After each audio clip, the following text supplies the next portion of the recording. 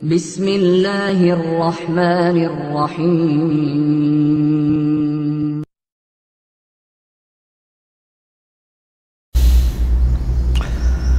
بسم اللہ الرحمن الرحیم وشرط الموقوف علیہ وجودہ وصحۃ تملکہ واباحۃ الوقف۔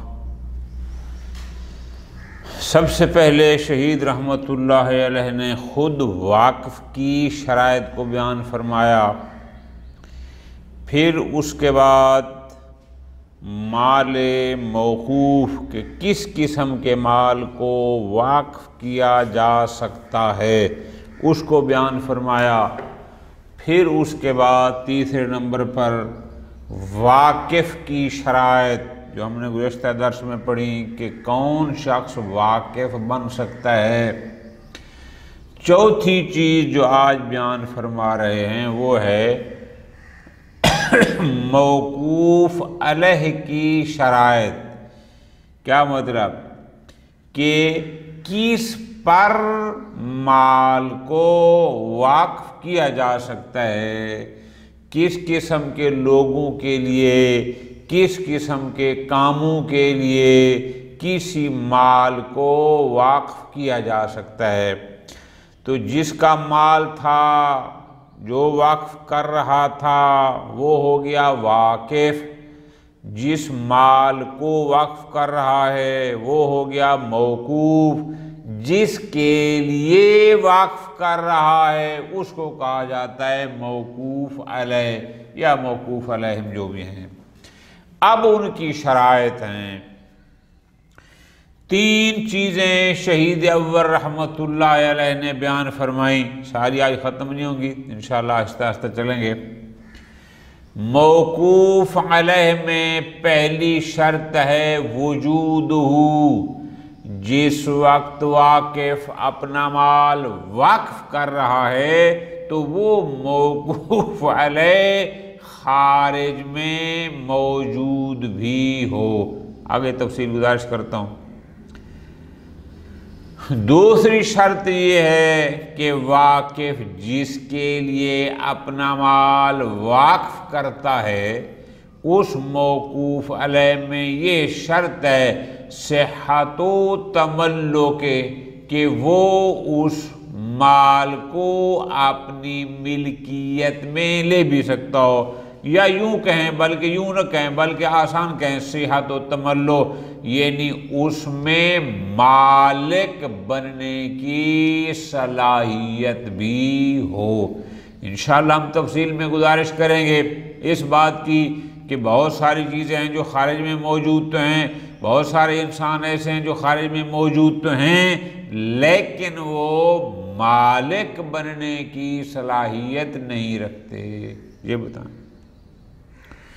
اور تیسری شرط موقوف علیہ میں ہے اباحۃ الوقف، کہ اس کے لیے، اس کام کے لیے، اس شے کے لیے وقف کرنا جائز بھی ہو۔ انشاءاللہ اس کی تفصیل ساری، فی الحال ہم پہلی بات پہ آتے ہیں۔ موقوف علیہ میں پہلی شرط شہید اول نے یہ بیان فرمائی کہ وجودہ، معدوم پر جس کا وجود نہ ہو اس پر وقف کرنا جائز نہیں ہے۔ میں یہ مکان وقف کرتا ہوں سید ارتقاء علی کی اولاد کے لیے جبکہ ابھی اس کی اولاد ہے ہی نہیں، یہ وقف باطل ہے، پوری توجہ کے ساتھ، ٹھیک ہے جی۔ ہاں اگر آپ یوں وقف کریں کہ میں یہ مکان وقف کرتا ہوں سید ارتقاء علی اور اس کے بعد اس کی اولاد کے لیے، یعنی جو پہلے نمبر پر جس کے لیے ابھی وقف کیا جا رہا ہے وہ خارج میں موجود ہے لیکن تباً کہا جا رہا ہے کہ اس کی اولاد کے لیے یہ صحیح ہے۔ اب بات سمجھ آ گئی؟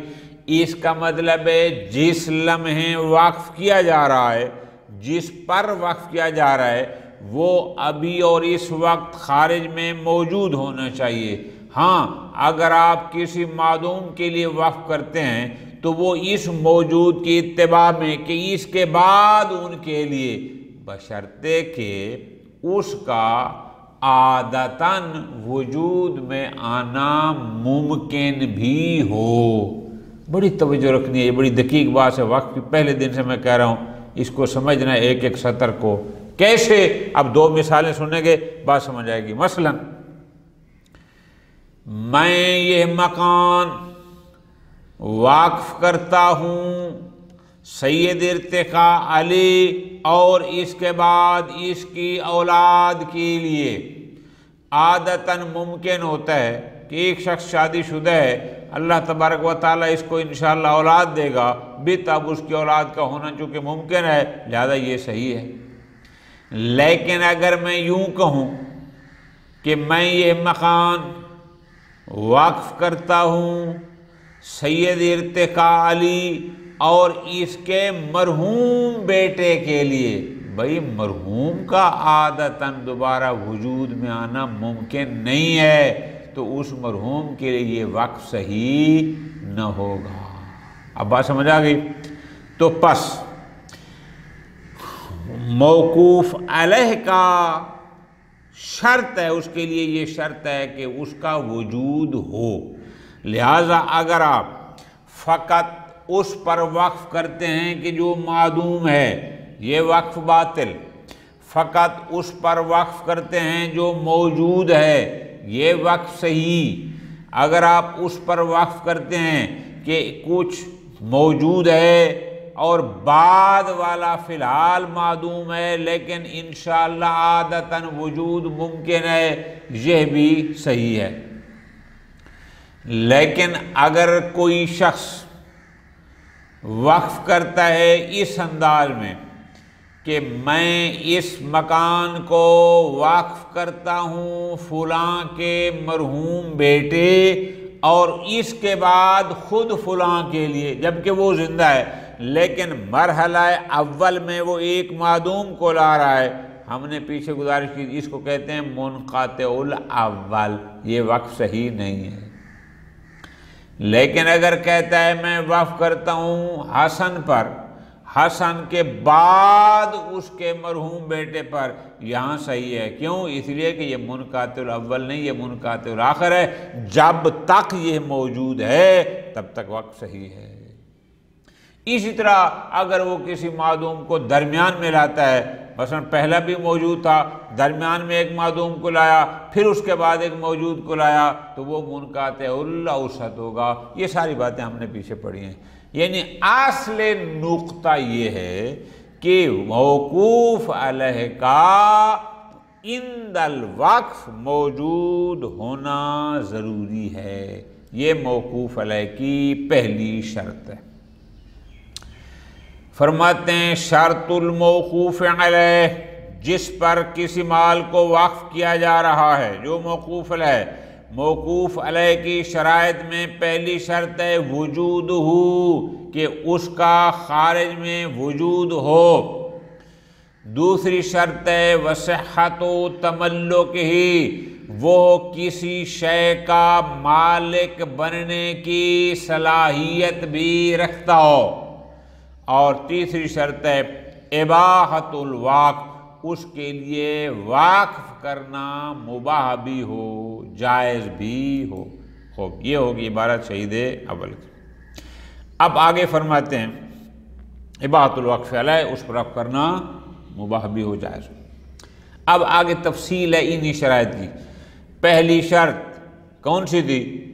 کہ موقوف علیہ میں شرط وجود ہو۔ اب آگے فرماتے ہیں پس فلا یصح الوقف علی المعدوم ابتداء، اگر کوئی شخص وقف کرتا ہے ایک ایسے پر کہ جو ابھی معدوم ہے، ابتداء کا مطلب ہے بأن یبتدأ بہ، کہ پہلے خود اسی پر، جیسے میں نے آپ کو بڑی آسان مثالیں دی ہیں، کیسے کہ وہ کہتا ہے میں یہ مکان وقف کرتا ہوں حسن کے مرحوم بیٹے کے لیے، یعنی پہلے مرحلے میں ابتدا میں ہی وہ اس کو لے آتا ہے کہ جو معدوم ہے، جس کا وجود ہی نہیں ہے، یہ وقف صحیح نہیں۔ وَيَجْعَلُهُ مِنَ الطَّبْقَةِ الْأُولَىٰ، اور وہ اس معدوم کو طبقہ اولا میں سے قرار دیتا ہے۔ فرماتے ہیں نہ، یہ صحیح نہیں۔ فَيُوقِفْ عَلَىٰ مَن يَتَجَدَّدُ مِن وُلْدِ شَخْصٍ ثُمَّ عَلَيْهِ، مثلا یہ مثال شہید ثانی نے دی ہے۔ مثلا پہلے کیا کہتا ہے، میں یہ مکان واقف کرتا ہوں اس شخص کی ہونے والی اولاد پر جو ابھی نہیں ہے، جو ہوگی، جب تجدد یعنی موجود نہیں ہے، جب ہوگی پہلے اس پر، ثم علیہ اس کے بعد خود اس پر، یعنی معدوم کو پہلے لے آتا ہے اور جو موجود کھڑا ہے اس کو بعد میں، یہ وقف صحیح نہیں۔ ٹھیک ہو گیا؟ ہاں، وَيَصِحُّ طَبْعًا، لیکن اگر وہ معدوم کے لیے وقف کرتا ہے طبعاً، اتباعاً، کیا مطلب؟ بالکل آسان مثال شہید ثانی نے دی کے سمجھایا۔ فرماتے ہیں بِأَن يُوقِفَ عَلَيْهِ، پہلے وقف کرتا ہے خود شخص پر۔ مثلا وہ کیا کہتا ہے، میں اس مکان کو وقف کرتا ہوں حسن پر، وَعَلَىٰ مَن يَتَجَدَّدُ مِن وُلْدِهِ، اور اس کے بعد پھر جتنی بھی اس کی اولاد ہوتی رہے گی اس پر، یعنی جس کو پہلے مرحلے پر لا رہا ہے وہ موجود ہے اور جو معدوم ہے وہ بعد میں۔ فرماتے ہیں چونکہ وہ طبعاً لا رہا ہے، جو بھی اس کے بعد ہوگی ان کے لیے بھی اب اس انداز میں اگر وقف کرتا ہے تو صحیح ہے۔ ٹھیک ہو گیا جی؟ پس اگر، اب ذرا غور سے، لہذا اگر کوئی شخص کسی معدوم کو موقوف علیہ قرار دیتا ہے بالطبع، یعنی موجود کے اتباع میں، تب میں صحیح ہے، لیکن ایک شرط ہے، کیا؟ وہ یہ ہے کہ انما یصح تبعیت المعدوم، ایسے معدوم کی تبعیت صحیح ہے، یعنی ایسے معدوم کو آپ موجود کا تابع قرار دے کر موقوف علیہ قرار دے سکتے ہیں، الممکن وجود ہو عادتاً، کہ جس کا وجود عادتاً ممکن بھی ہو، کالولد، جیسے ہم نے مثال دی کہ میں اس کو وقف کرتا ہوں زید پر اور اس کے بعد اس کی ہونے والی اولاد پر۔ فی الحال اولاد نہیں ہے لیکن ایسا معدوم ہے کہ جو ممکن الوجود ہے کہ انشاءاللہ اللہ پاک اس کو اولاد دے گا، عادتاً ممکن ہے کہ بندہ شادی کرتا ہے اللہ پاک اس کو اولاد دیتا ہے۔ ٹھیک ہو گیا؟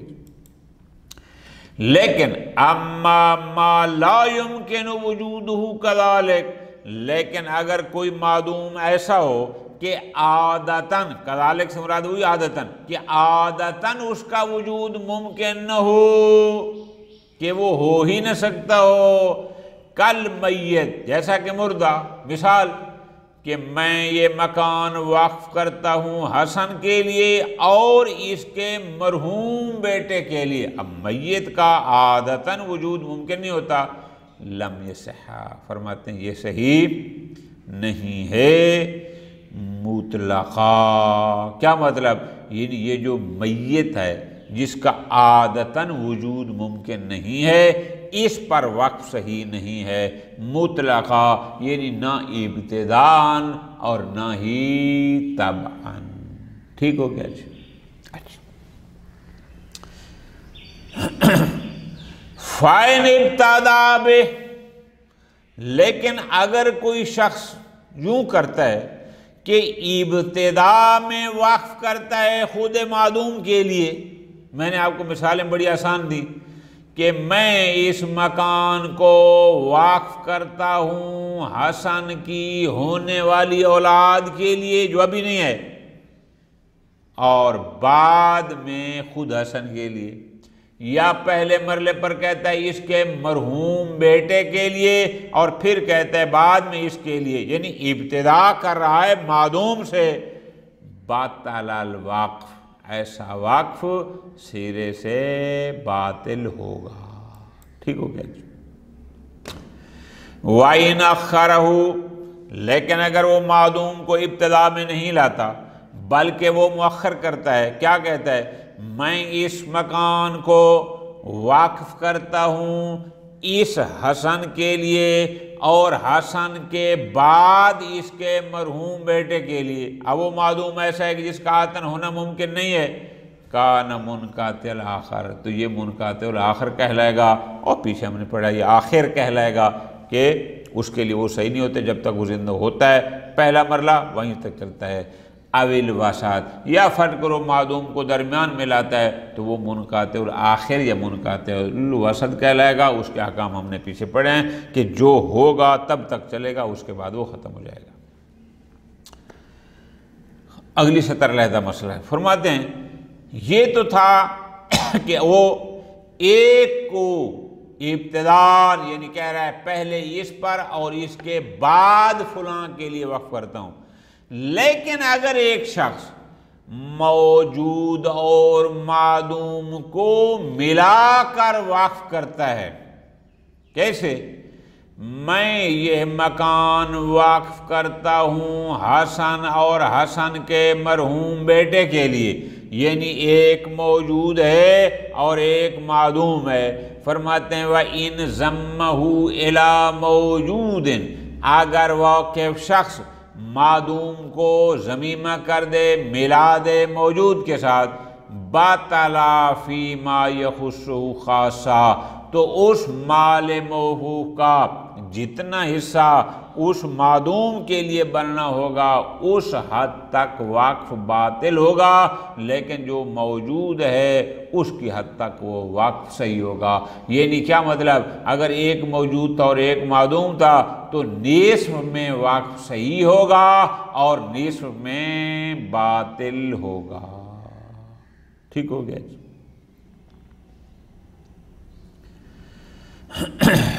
یہ تو بات ہوگی، پہلی شرط یہ تھی، کون سی؟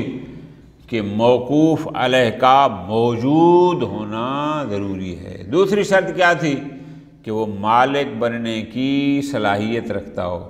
فرماتے ہیں پیچھے کہا تھا نا کہ وَلَا يَصِحُّ عَلَى الْمَعْدُومِ، کہ معدوم پر وقف صحیح نہیں ہے۔ اب دوسری شرط کی وضاحت جہاں شروع ہوتی ہے، فرماتے ہیں وَلَا عَلَى مَنْ لَا يَصِحُّ تَمَلُّكُهُ شَرْعًا، ایسے شخص پر بھی کسی مال کو وقف کرنا جو شرعاً مالک بننے کی صلاحیت نہ رکھتا ہو، اس پر بھی وقف صحیح نہیں ہے۔ مثل العبد، جیسا کہ غلام ہوتا ہے۔ غلام چونکہ کسی چیز کا مالک نہیں بن سکتا، اس لیے آپ خود غلام کو موقوف علیہ بھی قرار نہیں دے سکتے۔ وَإِن تَشَبَّسَ بِالْحُرِّ يَا كَأُمِّ الْوَلَدِ، اگرچہ اس میں آزادی کا شائبہ بھی ہو، جیسے ولد، یہ ساری باتیں کئی دفعہ گزارش ہو چکی ہیں۔ ولد اس کنیز کو کہتی ہیں کہ جو ایک مولا کے پاس ہو، اس کے پاس حاملہ ہو کر اس کے بطن سے ایک بچہ ہو اس مولا کا، تو اس جب بچہ دے گی اس کو کہتے ہیں الولد۔ اب مولا اس کا مالک ہوتا ہے لیکن اس کو بیچ نہیں سکتا، کیوں؟ اس لیے کہ جب یہ مولا فوت ہوگا وہ کنیز، چونکہ وہ بچہ اس کا تھا، تو میراث میں وہ خود بخود آزاد ہو جائے گی، اس کو آ جاتا ہے ولد۔ اب ولد میں حریت کا شائبہ ہے کہ جو ہی مولا مرے گا اتنے آزاد ہو جانا ہے۔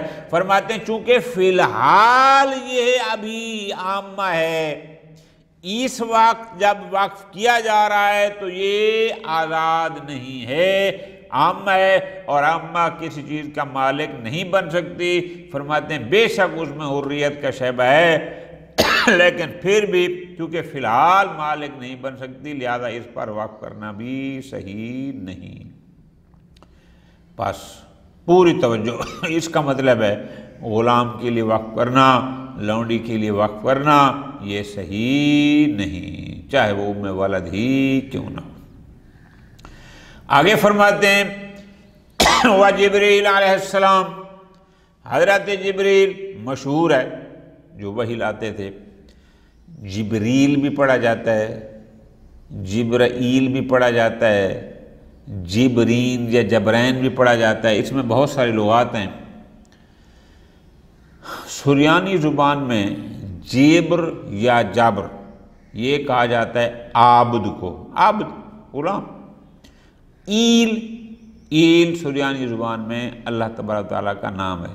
جبریل یعنی اصل میں جبر علیحدہ ہے، ایل علیحدہ ہے، عبد خدا، جیسے ہم عربی میں کہتے ہیں نا عبداللہ، تو اصل میں اس طرح اس کا معنی ہے۔ خوب بہرحال جبریل وہی بھی یہی لاتا ہے، اسی جبریل کو روح القدس بھی کہتے ہیں، اسی جبریل کو روح الامین بھی کہتے ہیں، اسی جبریل کو رسول کریم بھی کہتے ہیں۔ بہرحال یہ جبریل۔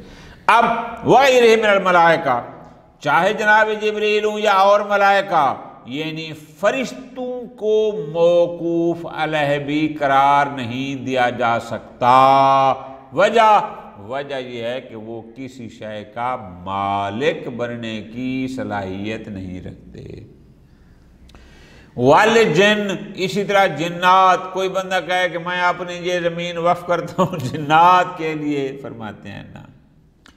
والبہائم، چوپائے، میں جناب یہ زمان وقف کرتا ہوں بکری کے لیے، میں یہ پلاٹ وقف کرتا ہوں گھوڑے کے لیے، کوئی بھی چوپایا ہو، نہیں بھائی، یہ مالک بننے کی صلاحیت نہیں رکھتے، اس لیے ان پر وقف بھی جائز نہیں۔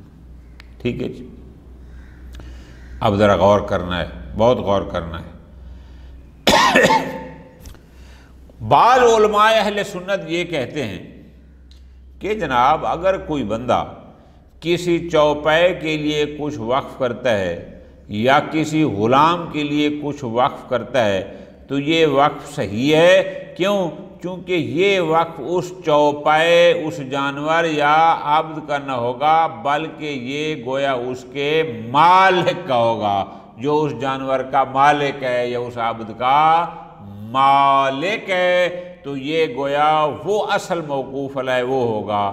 شہید ثانی پوری توجہ، بڑی پیاری بات کر رہے ہیں، فرماتے ہیں، جواب دے رہے ہیں، لا یکون وقفا علی سید العبد و مالک الدابۃ عندنا۔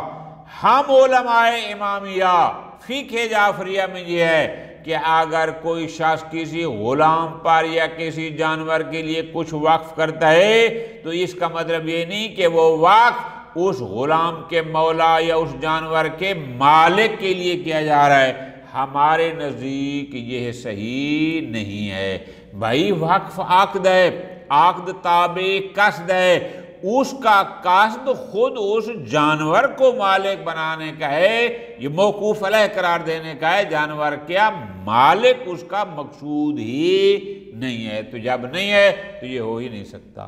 ٹھیک ہو گیا، ختم، یہ بات یہاں پر ختم ہو گئی۔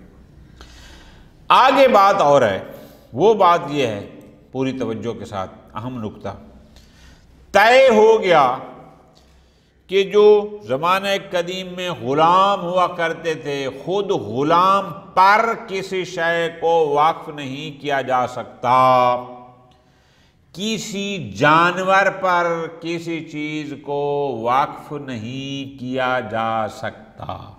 ٹھیک ہو گیا جی، یہ ہو گیا قاعدہ کلیہ۔ شہید ثانی فرماتے ہیں لیکن ایک استثناء یہاں ہونا چاہیے۔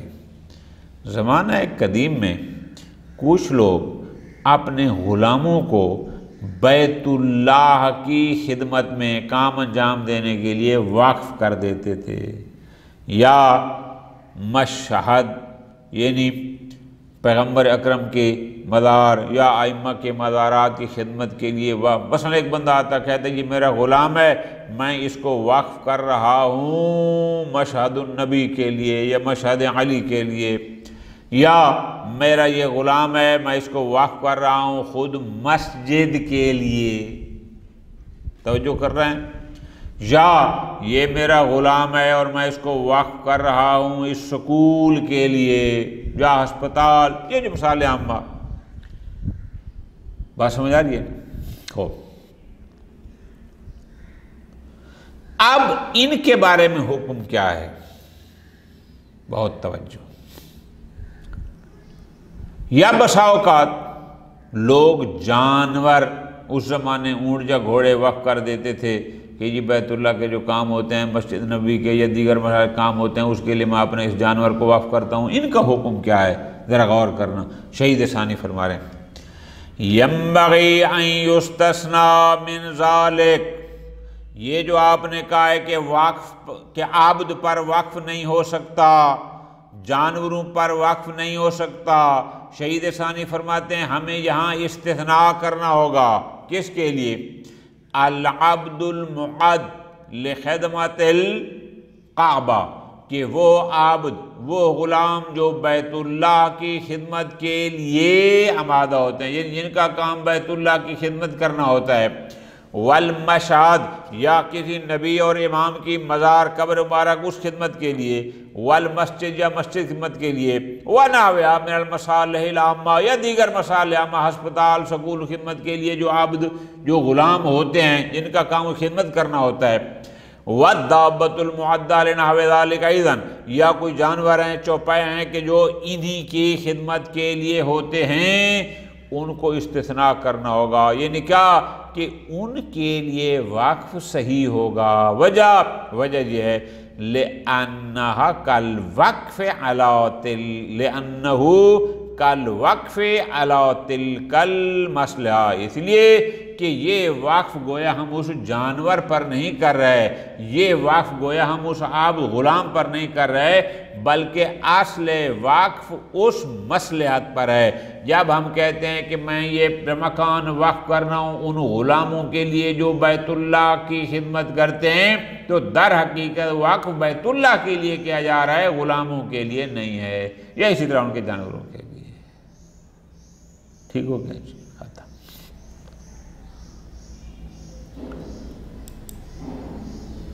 اب اگلی بات علیحدہ ہے، وہ یہ ہے کہ شہید اول رحمۃ اللہ علیہ نے فرمایا موقوف علیہ کی شرائط میں سے ایک شرط یہ ہے کہ موقوف علیہ مالک بننے کی صلاحیت رکھتا ہو. پوری توجہ کرنا ہے، پھر بات سمجھ آئے گی ورنہ نہیں آئے گی. کہ موقوف علیہ میں یہ شرط ہے کہ وہ مالک بننے کی صلاحیت رکھتا ہو. ایک مستشکل اشکال کرتا ہے کہ مسجد نام ہے ایک کمرے کا، ایک بلڈنگ کا. اب جو بلڈنگ ہے وہ تو بلڈنگ ہے، اینٹیں ہیں، سیمنٹ ہے، بجری ہے، پتھر ہیں، یہ ہیں. اب یہ تو کسی شے کے مالک بننے کی صلاحیت نہیں رکھتے. تو جب نہیں رکھتے پھر ان کے لیے وقف بھی صحیح نہیں ہونا چاہیے. کیوں؟ اس لیے کہ ان میں اہلیت ملک نہیں ہے، یعنی یہ مالک بننے کی صلاحیت نہیں رکھتے. تو نہیں رکھتے تو ان کے لیے وقف بھی صحیح نہیں ہونا چاہیے، چونکہ اس میں آپ نے جو شرط بیان کی ہے وہ شرط ان میں نہیں پائی جاتی. سوال سمجھ آ گیا؟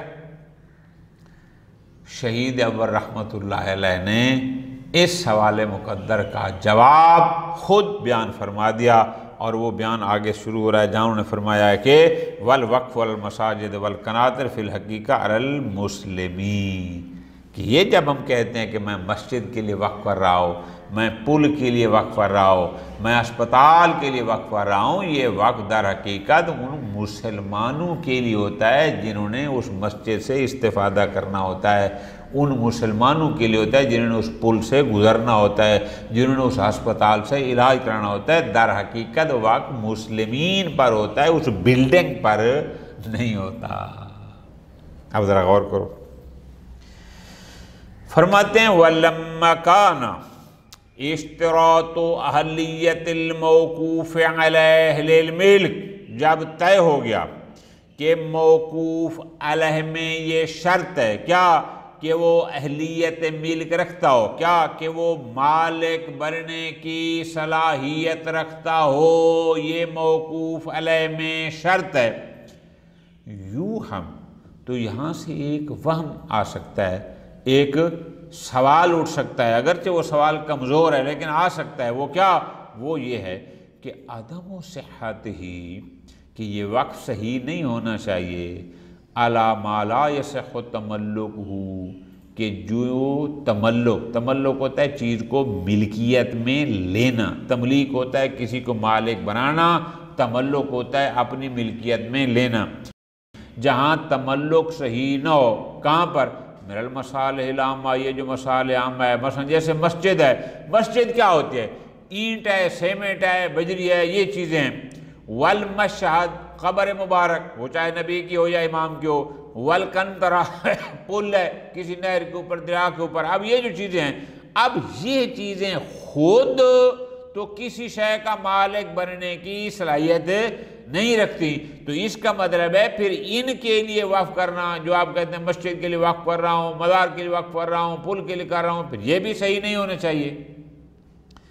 فرماتے ہیں یہ سوال ہو سکتا ہے، وہم ہو سکتا ہے۔ نبہ علی صحت، شہید اول رحمۃ اللہ علیہ اس سوال اور اشکال کی طرف متوجہ تھے، انہوں نے متوجہ فرمایا کہ نہ، اگرچہ یہ مسجد بے جان چیز ہے لیکن پھر بھی اس کے لیے وقف صحیح ہے، وَبَيَانِ وَجِهِ، اور پھر بتایا بھی ہے کہ آخر اس کے لیے وقف کیوں صحیح ہے، بقولہ، یہ فرماتے ہیں۔ یہ در حقیقت اس سوال مقدر کا جواب ہے کہ اگر کوئی یہ سوال کرتا، جناب مسجد تو ایک بے جان سی چیز ہے، یہ تو ایک بلڈنگ کا نام ہے، بلڈنگ تو کسی شے کو اپنی ملکیت میں لے ہی نہیں سکتی، جب وہ مالک بن نہیں سکتی تو اس کے لیے وقف بھی صحیح نہیں ہونا چاہیے۔ شہید ثانی جواب میں فرماتے ہیں والوقف علی المساجد، یہ جو لوگ کچھ چیز وقف کرتے ہیں مساجد کے لیے، والقناطر، قناطر جمع ہے قنطرہ، یہ کہتے ہیں پل کو، پلوں کے لیے، ان مساجد اور پلوں کے لیے جو کچھ وقف کیا جاتا ہے، یہ وقف فی الحقیقت وقف علی المسلمین، یہ خود اس بلڈنگ پر وقف نہیں ہوتا بلکہ در حقیقت مسلمین پر وقف ہوتا ہے جو اس سے استفادہ کرتے ہیں۔ وَإِن جُعِلَ مُتَعَلَّقُهُ بِحَسْبِ اللَّفْظِ غَيْرُهُمْ، يَإِن جَعَلَ مُتَعَلَّقُهُ بِحَسْبِ اللَّفْظِ غَيْرُهُم، اگرچہ لفظاً وہ یہی کہتا ہے کہ میں یہ مسجد کے لیے وقف کر رہا ہوں، میں یہ پل کے لیے وقف کر رہا ہوں، میں یہ اسپتال کے لیے وقف کر رہا ہوں، وہاں مسلمانوں کا ذکر نہیں کرتے، لیکن پھر بھی وقف صحیح ہے، حقیقت میں یہ وقف مسلمانوں پر ہے۔ کیوں؟ اِذْ هُوَ مَصْرُوفٌ إِلَى مَصَالِحِهِمْ، اس لیے کہ در حقیقت وہ وقف انہی مسلمانوں کے مصالح میں اور منافع میں خرچ کیا جاتا ہے۔ دیکھو جی، مسجد میں نماز کا ثواب، یہ بندہ مسجد وقف کرتا ہے تاکہ لوگ مسجد میں آئیں، اس میں نماز پڑھیں، جہاں ان کو مسجد میں نماز پڑھنے کا ثواب ملے گا وہاں مجھے اس کے اہتمام کا ثواب بھی ملے گا۔ لوگ پل سے گزریں گے آسانی سے، اور دریا سے یا نہر سے جو گزریں گے ان کو جو سہولت ہوگی اس کا مجھے فائدہ ہوگا کہ میری وجہ سے مسلمان آسانی سے اپنے کام انجام دے رہے ہیں۔ ٹھیک ہوگی؟ وَإِنَّمَا أَفَادَ تَخْصِيصُهُ بِذَلِكَ تَخْصِيصَهُ بِبَعْضِ مَصَالِحِ الْمُسْلِمِينَ، عبارت پہ غور کرنا۔ انما افادہ تخصیصہ، پہلے اس تخصیصہ اس کو افادہ کا فاعل بنانا ہے، دوسرا تخصیصہ پڑھنا ہے، وہ افادہ کا مفعول ہوگا۔ وَإِنَّمَا أَفَادَ تَخْصِيصُهُ بِذَلِكَ، فرماتے ہیں اس نے جو مسجد کے لیے، پل کے لیے، اسپتال کے لیے کیا وقف کر رہا ہوں، اس کا در حقیقت اس کے لیے وقف کرنا یہ فائدہ پہنچاتا ہے، کس کا؟ تخصیصہ، کہ وہ اس وقف کو مختص کر دے بے بعض مصالح المسلمین، مسلمان کی بال مسالے کے لیے. اب دیکھو نا، جو مسجد کے لیے وقف ہوگی تو وہ فقط نماز کی مصلحت میں کام آئے گی. جو چیز پل کے لیے وقف ہوگی وہ فقط گزرنے کے لیے مصلحت کام ہوگی. جو اسپتال کے لیے وقف ہوگی وہاں فقط علاج معالجہ کی جو مصلحت ہوگی اس کے لیے ہوگی، اس کا فائدہ ہوگا. پس وذالک لا ینافی فیہا، اب اس سے کوئی فرق نہیں پڑتا. اب ہم کہہ سکتے ہیں کہ اگر کوئی شخص وقف کو کسی ایک مصلحت مسلمہ کے ساتھ خاص کر دے، اس سے فرق نہیں پڑتا، وہاں وقف صحیح ہوتا ہے. میں نے ابتدا میں گزارش کی تھی، مثلا اگر بندہ کہتا ہے کہ میرا یہ مکان وقف ہے فقط دور سے آنے والے بیماروں کے لیے، لوکل بیماروں کے لیے نہیں ہے، کوئی حرج نہیں. وہاں پر بھی تو آخر وہ ایک مصلحت کے ساتھ وقف کو تک مختص کر رہا ہے وقف کو، اس سے کوئی فرق نہیں پڑتا. ٹھیک ہو گیا جی، ختم. پوری توجہ. اب ایک اور بڑا مسئلہ ہے، بہت توجہ سننا ہے. وہ بڑا مسئلہ یہ ہے، اب اس کو غور سے سنو ذرا. فرماتے ہیں مسئلہ یہ ہے کہ آپ نے کہا ہے کہ مسجد اگرچہ بذات ہی ایک بلڈنگ ہے، ٹھیک ہے جی، وہ مالک بننے کی صلاحیت نہیں رکھتی، لیکن اس کے لیے وقف اس لیے صحیح ہے چونکہ یہ در حقیقت وقف مسلمین پر وقف ہے، خود بلڈنگ نہیں ہے. کیوں؟ اس لیے کہ اس کو مصالح مسلمین میں صرف کیا جاتا ہے، استعمال کیا جاتا ہے. ٹھیک ہو گیا جی، بالکل ٹھیک. اب ہمارا سوال یہ ہے، یہ جو عیسائی ہوتے ہیں، یہ جو یہودی ہوتے ہیں، جو کلمہ گو بھی نہیں ہوتے، انسان ہوتے ہیں، ان کے لیے اگر مال وقف کیا جائے تو آپ کہتے ہیں کوئی حرج نہیں ہے، وقف کرنا صحیح ہے. تو جہاں ان عیسائیوں یا یہودیوں جو غیر مسلم ہیں، اگر خود ان کے لیے کوئی مال وقف کرنا صحیح ہے جیسے مسلمانوں کے لیے صحیح ہے، تو پھر جیسے مسلمانوں کی مسجد کے لیے وقف کرنا صحیح ہوگا، چونکہ آپ کہتے ہیں مسجد کا وقف در حقیقت وقف المسلمین ہے، تو پھر یہودیوں کے جو عبادت خانے ہیں، جو ان کے چرچ وغیرہ ہوتے ہیں، پھر ان کے لیے وقف کرنے میں بھی کوئی حرج نہیں ہونی چاہیے، اس لیے کہ وہ وقف بھی در حقیقت خود ان یہودیوں یا عیسائیوں پر وقف ہوگا، اور ان کے لیے آپ کہتے ہیں وقف کرنے میں صحیح کوئی فرق یعنی کوئی حرج نہیں ہے. تو پس جیسے مسجد کا وقف در حقیقت وقف المسلمین ہے، اسی طرح کسی چرچ کے لیے کیا جانا والا وقف بھی در حقیقت وہ وقف عیسائیوں کے لیے ہوگا. تو جب ان کے لیے خود عیسائیوں کے لیے وقف جائز ہے، پھر چرچ کے لیے بھی جائز ہونا چاہیے. یہ سوال بنتا ہے. شہید فرماتے ہیں نا، بات کو سمجھنا ہے. وہ کیا ہے؟ ہم جس مصلحت کے لیے وقف کرتے ہیں مسلمانوں کے میں کہ یہ مسجد کے لیے وقف ہے، مسلمان اس سے جو استفادہ کرتے ہیں وہ استفادہ حلال ہوتا ہے، وہ استفادہ اطاعت ہوتی ہے، وہ استفادہ حرام کا استفادہ نہیں ہوتا، ناجائز استفادہ نہیں ہوتا. لیکن اگر ہم یہودیوں کے عیسائیوں کے عبادت خانے کے لیے وقف کرتے ہیں تو وہ اس سے جو استفادہ کرتے ہیں وہ ہمارے نزدیک حرام ہے، ظلم ہے، وہ خلاف اسلام، اور حرام کے استفادہ کے لیے تو وقف کرنا جائز ہی نہیں ہوتا. بات مصلحت کی ہے کہ مسلمانوں کی جس مصلحت کے لیے مسجد ہوتی ہے وہ جائز ہے، لیکن جو یہودی عیسائیوں کے عبادت خانے ہیں، ان کی جو مصلحت ہے، ان کا جو استفادہ ہے وہ سرے سے جائز نہیں ہوتا. اسی لیے مسلمانوں کی مساجد کے لیے وقف صحیح ہے چونکہ وہاں مصلحت جائز اور صحیح ہوتی ہے. یہود و نصارہ کے عبادت خانوں کے لیے وقف جائز نہیں ہے چونکہ وہاں استفادہ اور مصلحت جائز نہیں ہے. فرماتے ہیں آپ دیکھتے نہیں ہیں، انشاءاللہ آگے تفصیل آئے گی، دوبارہ گزارش کروں گا کہ اگر کوئی بندہ یہ کہے میں یہ مکان وقف کرتا ہوں فلاں مسلمان کے شراب پینے کے لیے، تو وہاں پر آپ کیا کہیں گے؟ یہ وقف جائز نہیں ہے. صحیح نہیں ہے۔ کیوں؟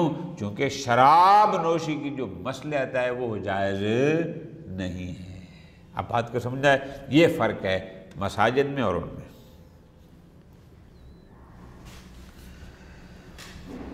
وَلَا يَرِدُ أَنَّ ذَلِكَ،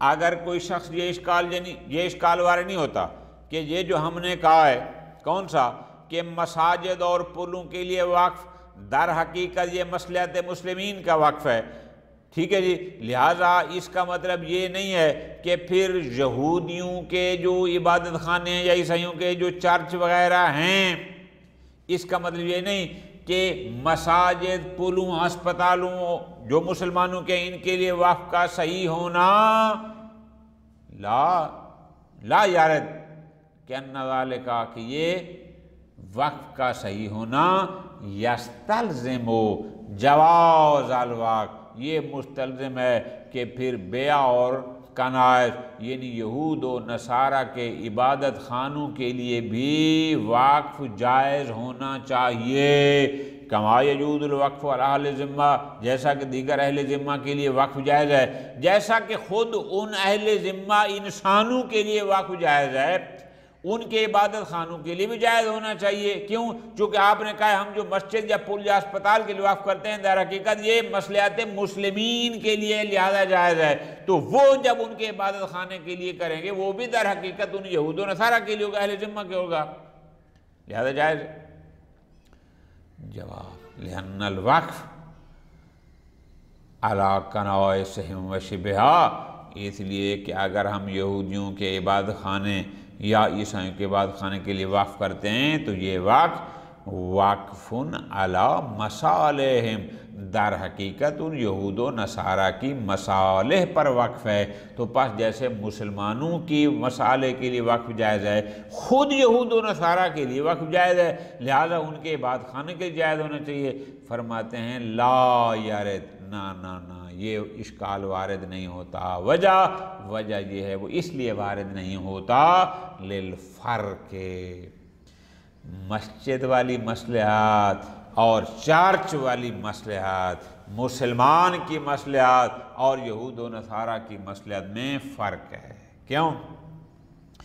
فرماتے ہیں فَإِنَّ الْوَقْفَ عَلَى الْمَسَاجِدِ، مساجد پر وقف کرنا مصلحۃ للمسلمین، یہ مسلمانوں کی مصلحت ہے، وَهِيَ مَعَ ذَلِكَ، اور یہ مصلحت اس لحاظ سے کہ یہ مسلمانوں کے فائدے میں ہے، یہ مصلحت طاعت و قربہ، یہ اطاعت الہی ہے، یہ قربت الہی کا سبب ہے، فَهِيَ جِهَةٌ مِّن جِهَاتِ الْمَصَالِحِ، یہ ان مصالح میں سے ہے الماذون فیہا، کہ جن کا اذن ہے، شریعت کہتی ہے ہر وہ کام کرو جو طاعت الہی شمار ہوتا ہے، ہر وہ کام کر سکتے ہو جس میں قصد قربت ہو سکتا ہو، اس میں قصد قربت ہے، قرب الہی ہے، اطاعت ہے، اس لیے یہ صحیح ہے۔ بخلاف الکنائس، لیکن جو یہود و نصارہ کے عبادت خانے ہیں وہاں تو کوئی اطاعت نہیں ہوتی، وہاں تو کوئی قربت نہیں ہوتی۔ فَإِنَّ الْوَقْفَ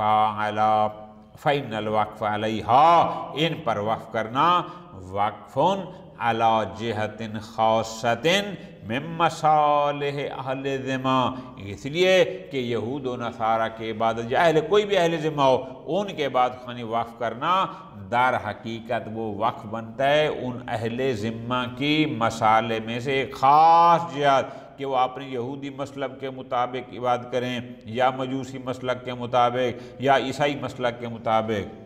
فرماتے ہیں لیکنہا معصیہ، یہ اطاعت تو نہیں ہے، بعد الپیغمبر اکرم، کہ جب پیغمبر کا اسلام مکمل ہو گیا اور اسلام سے پہلے جتنے ادیان پہلے تھے سارے اب منسوخ ہو گئے، جب منسوخ ہو گئے اب اگر کوئی بندہ اسلام کو چھوڑ کر کسی اور دین پر عمل کرے گا تو وہ اطاعت نہیں، معصیت ہے۔ کیوں معصیت؟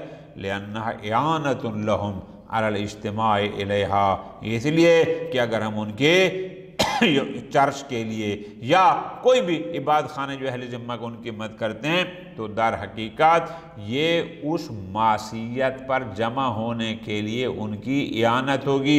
اور قرآن کہتا ہے لا تعاونوا علی الاثم والعدوان، جو عیسائی اپنے عبادت خانے میں جا رہا ہے عیسائی مسلک کے مطابق عبادت کرنے، وہ عبادت نہیں، وہ معصیت ہے، وہ اسلام کے خلاف جا رہا ہے، وہ اسم کر رہا ہے، وہ عدوان کر رہا ہے، اور اس میں اس کی اعانت کرنا جائز نہیں ہے۔ للعبادات المحرمۃ والکفر، اس لیے کہ ہمارے نزدیک وہ کافر ہیں، وہ عبادات جائز نہیں ہیں۔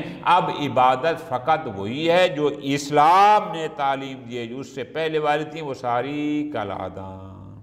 لہذا ان کے عبادت خانوں کے لیے وقف اس لیے صحیح نہیں ہے کیونکہ وہ مصلحت، وہ منفعت جو وہ اس سے اٹھاتے ہیں وہ معصیت ہے، اور معصیت کے لیے تعاون کرنا جائز نہیں۔ ہاں بخلاف الوقف علیہم انفسہم، یہ اور بات ہے کہ وہ اگر یہودی ہیں، نصرانی ہیں، جو بھی ہیں، اگر ہم ان کی ذات کے لیے واقف کرتے ہیں تو یہ اور بات ہے کہ جناب یہ 2 کمرے کھڑے ہیں، اگر کوئی عیسائی مہمان آتا ہے تو یہ وقف ہے عیسائی مہمانوں کے لیے یا عیسائی مسافروں کے لیے، ان کی ذات کے لیے۔ فرماتے ہیں اس میں کوئی حرج نہیں، کیوں؟ لعدم استلزام المعصیت بذات، اس لیے کہ بذات یہ مستلزم معصیت نہیں۔ ایک عیسائی مہمان آیا، وہ اپنے اس کمرے سے استفادہ کیا، رات رہا اور صبح اٹھ کے چلا گیا۔ اب کسی بندے کا آنا، رات کو رہنا، اٹھ کے چلا جانا بذات اس سے کوئی معصیت لازم نہیں آتی، کیوں؟ اذ نفعہم من حیث الحاجہ، اس لیے کہ یہ جو ان کو فائدہ ہے کہ وہ ضرورت مند ہیں، مسافر ہے، ادھر سے آیا ہے، آگے جا رہا ہے، تو ہم ان کی اس حاجت کو پورا کر رہے ہیں۔ وَأَنَّهُمْ عِبَادُ اللَّهِ، اور اس لحاظ سے کہ آخر وہ مخلوق خدا ہیں، وَمِن جُمْلَةِ بنی آدم المکرمین، اور اس لحاظ سے کہ وہ اولاد آدم ہیں، ہم اس لحاظ سے ان کو وہ فائدہ اگر ان کے لیے وقف کرتے ہیں تو اس میں کوئی حرج نہیں ہے۔ وَمِن تَجْوِيزِ أَن يَتَوَلَّدَ مِنْهُمُ الْمُسْلِمُونَ، اس لیے کہ ممکن ہے کہ یہ عیسائی ہیں لیکن ہم نے جو ان کے لیے مکان وقف کیا ہے اس کو پتہ چلا کہ مسلمانوں نے جناب ایک مکان جو ہے وہ اسپیشل عیسائی مسافروں کے لیے وقف کیا ہوا ہے، تو ممکن ہے کہ اس سے پھر آگے مسلمان بچے پیدا ہوں۔ اگر ایسا ہے لا معصیت فی، اس میں کون سا گناہ ہے، اس میں کوئی حرج نہیں ہے۔ ٹھیک ہو گیا؟ اب اگر کوئی کہے کہ چلو وہ تو ٹھیک ہے، لیکن آپ جب عیسائی، یہودی، مجوسی، کوئی بھی جتنے بھی اہل کافر ذمہ ہیں، اگر ان کے لیے آپ کچھ وقف کرتے ہیں تو وہ لوگ تو افعال حرام کو انجام دیتے ہیں، وہ لوگ شراب بھی پیتے ہیں، وہ خنزیر بھی کھاتے ہیں، وہ اور بھی حرام کام کرتے ہیں، تو ہم جب ان کے لیے وقف کریں گے کوئی شے تو اس کا مطلب ہے وہ جو حرام کام ویسے کرتے ہیں یہ آیا اس کے لیے اعانت نہیں ہوگی؟ اگر اس کے لیے جگہ نہ ہوتی رہنے کی یا کھانے پینے کی تو وہ مر جاتا، حرام نہ کرتا۔ فرماتے ہیں نہیں، بات کو سمجھو۔ وَمَا يَتَرَتَّبَ عَلَيْهِ مِنْ إِعَانَتِهِمْ بِهِ عَلَى الْمُحَرَّمِ، اگر ہم نے ان اہل ذمہ کے لیے، یہودی، عیسائی، مجوسی وغیرہ ان کے لیے کچھ وقف کیا اور آپ سمجھتے ہیں کہ وہ اس وقت سے استفادہ تو کرتے ہیں لیکن اس سے وہ کوئی نہ کوئی فعل حرام بھی کرتے ہیں، کیسے؟ کشرب الخمر، وہ شراب پی جاتے ہیں، یا اکل لحم خنزیر کرتے ہیں، وذهاب الى تلك الجهاد المحرمہ، یا ویسے دیگر بعض خانوں میں جاتے ہیں، جو بھی اس میں اور حرام کام کرتے ہیں، فرماتے ہیں اس سے فرق نہیں پڑتا۔ کیوں؟ لیس مقصودا للواقف، واقف کا مقصود حرام کو انجام دینا تو نہیں تھا، واقف نے تو واقف کیا تھا کہ ایک غیر مسلم اگر کوئی مسافر آ جائے تو یہ کمرہ اس کے لیے وقف ہے، یہاں رہے، صبح چل جائے۔ واقف کا مقصود یہ تو نہیں تھا کہ وہ باہر بیٹھ کر شراب پیے یا فلاں گے، وہ علیحدہ اس کا اپنا فعل ہے، لہذا اس سے فرق نہیں پڑتا۔ ہاں لو فرض قصدہ لا، ہاں اگر ہم فرض کریں کہ نہیں واقف کا قصد یہ تھا کہ یہ کمرہ اس لیے دے رہا ہوں تاکہ یہاں اپنی بات کر سکیں بیٹھ کے، اس لیے دے رہا ہوں تاکہ یہاں بیٹھ کر شراب پی سکیں، اگر یہ قصد میں شامل ہو حکمنا ببطلانہ، تو پھر ہم کہہ دیں گے واضح کہ پھر یہ وقف باطل ہے۔ وَمِثْلُهُ الْوَقْفُ عَلَيْهِمْ لِكَوْنِهِ كُفَّارًا، اس لیے اس طرح فرماتے ہیں اگر کوئی واقف ایک کافر کے لیے کچھ یا کفار کے لیے وقف کرتا ہے، اس لحاظ سے نہ کہ یہ مخلوق خدا ہے، اس لحاظ سے نہ کہ یہ اولاد آدم ہے، اس لحاظ سے نہ کہ یہ ضرورت مند اور محتاج ہیں، بلکہ صرف اس لحاظ سے چونکہ یہ کافر ہیں بس ان کا کفر سبب ہے کہ میں ان کے لیے وقف کر رہا ہوں، یہ وقف باطل ہے۔ بات سمجھا گیا؟ کما لا یسع الوقف ولا فسقۃ المسلمین من حیث ہم فسقہ۔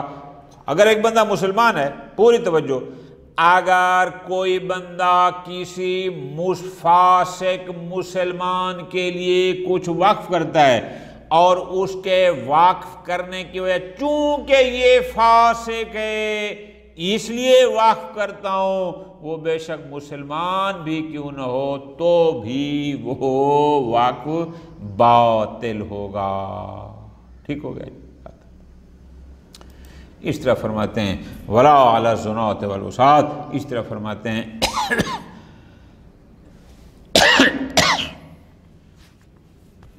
وقف صحیح نہیں ہے کس پر؟ علی الزناۃ، زانی لوگوں پر، والعصاۃ، عاصی کی جمع ہے جو گنہگار ہیں، لیکن من حیث ہم کذالک، یعنی اس لحاظ سے، یعنی اس قصد وقف کرنا چونکہ یہ گنزانی ہیں، چونکہ یہ معصیت کار ہیں، بس اس وجہ سے ان پر وقف کیا جا رہا ہے، لا یجوز، یہ جائز نہیں ہے۔ کیوں؟ لأنہ اعانۃ علی الاسم والعدوان، چونکہ یہ گناہ پر اعانت ہے، فیکون معصیہ، اب یہ طاعت نہیں ہوگی بلکہ معصیت ہوگی۔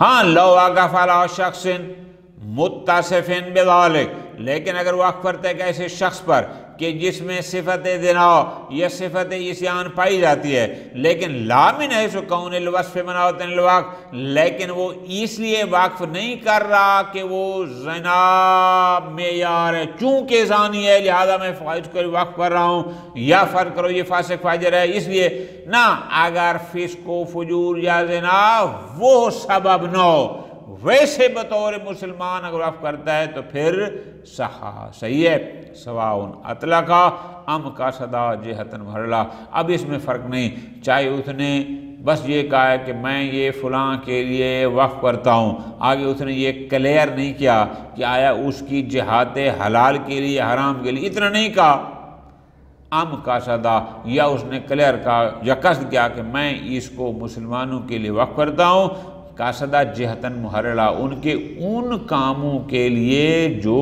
حلال ہیں، چاہے اس کا قصد ہو چاہے نہ ہو، اس سے کوئی فرق نہیں پڑتا۔ وصلی اللہ علی محمد وآل محمد۔